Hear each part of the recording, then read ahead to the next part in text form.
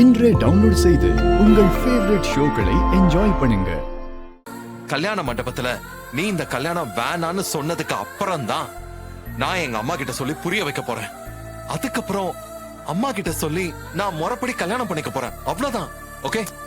ஐயோ விஷால், அததான் நானும் உங்ககிட்ட சொல்லிட்டு இருக்கேன் விஷால்.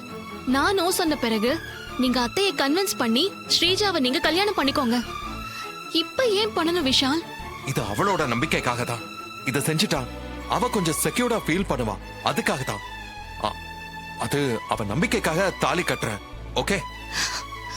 சரி, ஒருவேளை நீங்க தாலி கட்டி ரெஜிஸ்டர் மேரேஜ் பண்ண விஷயம் எப்படியாவது உங்க அம்மாவுக்கு தெரிஞ்சதுன்னா எவ்வளவு வருத்தப்படுவாங்க.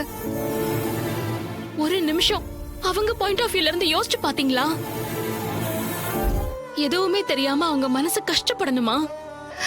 தயவு செஞ்சு உங்க அம்மாவுக்காக ஒரு நிமிஷம் யோசிங்க.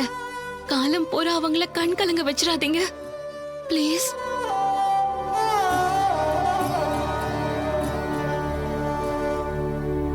ஸ்ரீஜா, வா போலாம்.